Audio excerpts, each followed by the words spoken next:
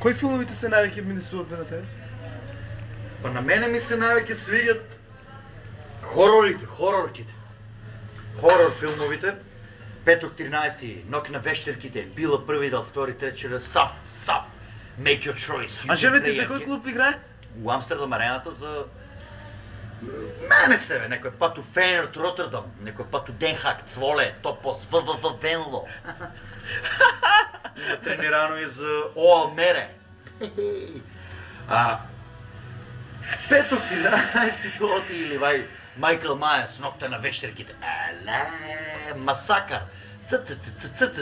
Енглерицата, ако попадне со тоа ножо. Исто како на осата мајка му, ще го изклале тај увреки мле. И пакували го, ке си имаме си. По месарите. По меса, и на сватбата на вај, другарите му имат ядено мош од него. Ребра, мебра, богата бе. Пражиле, печеле од тоа. Прижидеро, вадиле. Абе, страшна, пичко ма. И, леле, ајде, богата сватба да се върне шо по-скоро маже од Италија. Они од него печеле јаделе! По-хорор као тоа. На кумо? Ајде на кумо, ребра, ребренцата много ми се бил. Главата на кумо. Во сланинката. Не, оти дебел бил малко човек. Трактористо. Абе, чудо. Јако чуко, не, леле.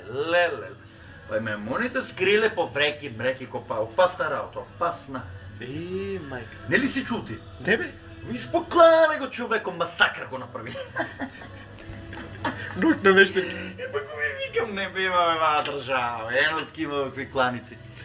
Они по нок на вещерките го направиле. Во ти оди и на кај, бе.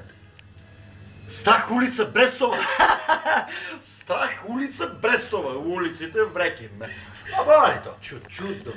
Не ли правил нещо?